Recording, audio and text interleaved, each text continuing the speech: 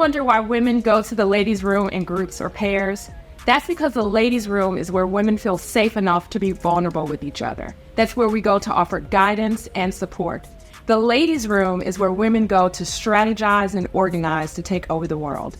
I'm Roxann Smithers, and I want to welcome you to the ladies' room. Where do women go for honesty, strategy, guidance, and inspiration? Welcome to the ladies' room.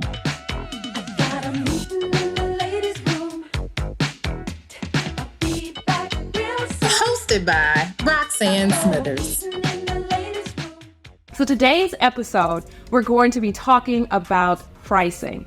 There's a biblical proverb that says a virtuous woman's price is far above rubies. So we're going to be talking about our pricing. How do we decide what to charge for our services and for our goods? And also, how do we negotiate salaries? So I'm so excited. I've got a wonderful panel today of powerful women, and we're going to get into this topic here in the ladies' room.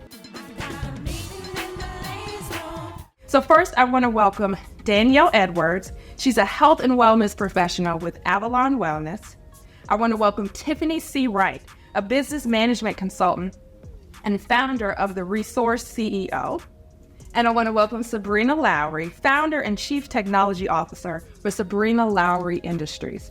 Ladies, thank you so much for coming today into the ladies' room, into the executive lounge to talk about pricing. How's everybody doing? Good. Thank you for having us. Thank you so much. So we really want to dig in and get to this topic because it is definitely one that really challenges both women as entrepreneurs and business owners, but also women as executives in the workplace.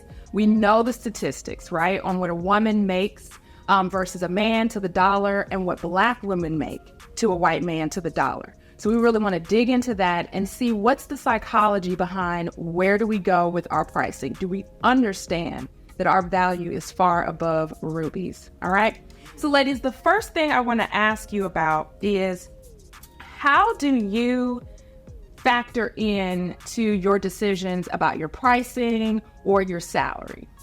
Sabrina, I'm going to start with you. Thank you so much, Roxann. Pricing is difficult, especially in technology. And that's my background.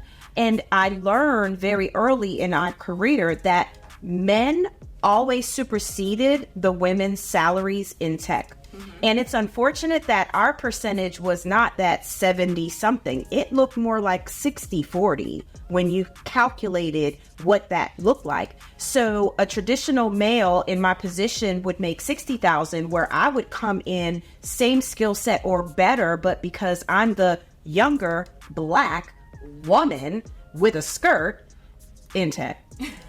You see how far down tech came? Mm-hmm. Yeah, that factored into the equation just a little bit. And it's a $40,000 offer. So I learned very early that I had to negotiate price, even in a career in corporate America. And I was never afraid of that. I had to defend my honor.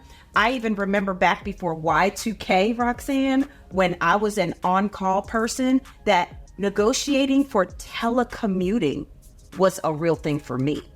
I had to prove what I could do for you here, 55 miles away from my home, right? I can do that and be more productive.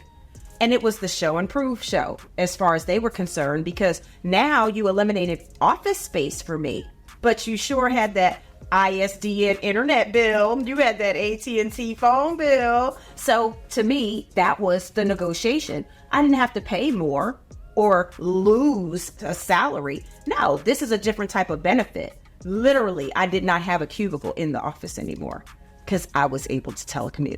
Right. But I had to defend that.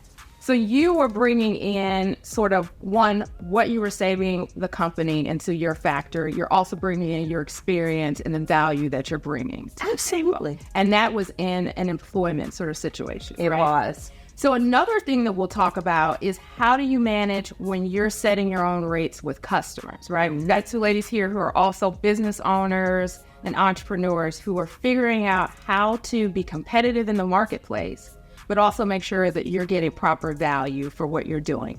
Tiffany, tell me a little bit about that on your end. You served as a on-call executive, as a consultant for a lot of businesses, you're the money person for your client. So what do you take into consideration when you're figuring out what your rates are? This is funny because I have pricing conversations with my clients all the time about their pricing. So for me, I consider, what am I doing? So I actually have staggered rates because there's some things that are strategic and so on. It requires a lot of like thought and so on that goes into it.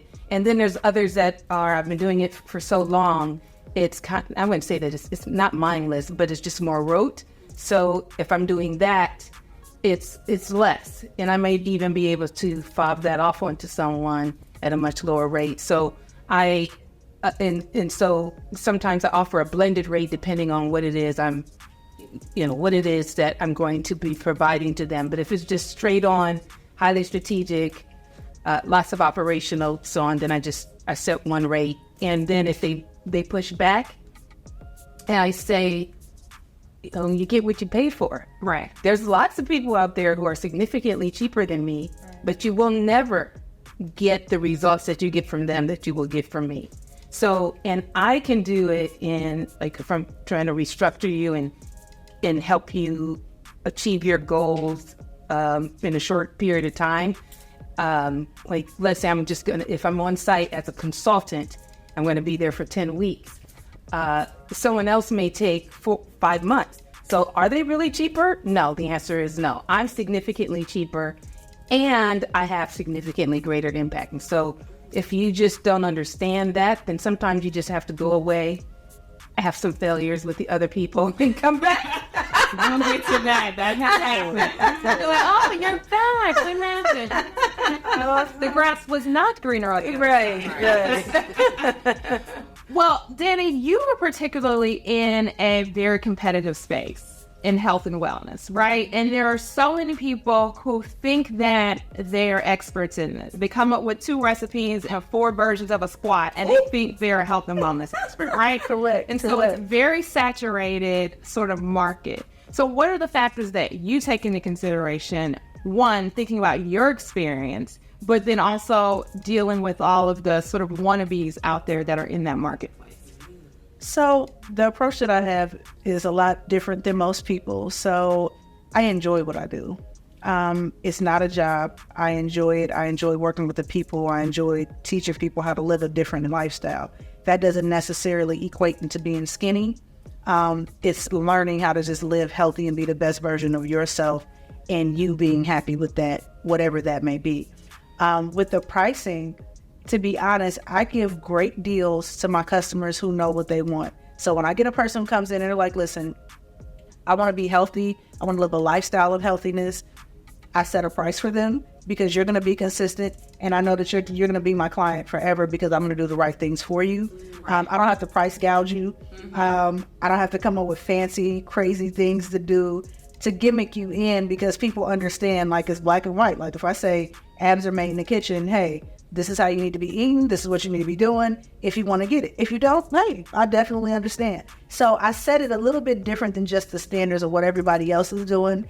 And then also, in order to grow, to me, it's creating the community around you. Right. So in creating that community around me in a network of people, it's not just dollar signs coming into the bank account. I'm creating long-lasting relationships with people that I can depend on, and they can depend on me. Middle of the night, they're going to a restaurant, and they're like, hey, what can I eat? Screenshot. Yeah, I'm totally okay with that. Or like, I just got back from vacation. I'm just burnt out. Like, what do I need to do to get back on track? And so in those aspects, I look at the money portion of it, but I find that I make more money in just creating that relationship and that bond, because people can relate to that better than me creating a outline template and saying, here, do this butt blast workout. Oh, this is going to get you through. You know what I mean? Right. The gimmick things, people will look at it and buy it, but then they're off to the win versus me creating those relationships, and I'm able to sustain those prices.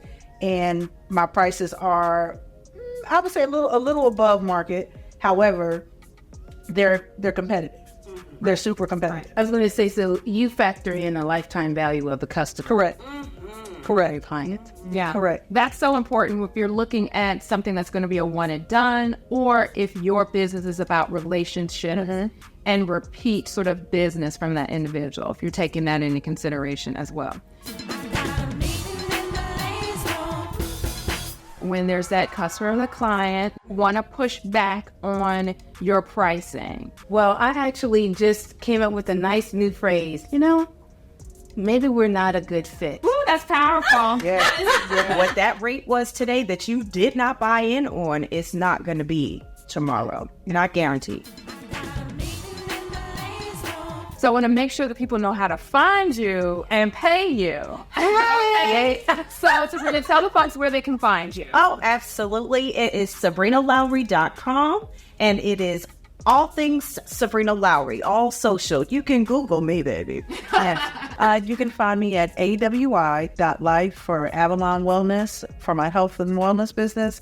You can find me at Tab Greens CS for my commercial cleaning business.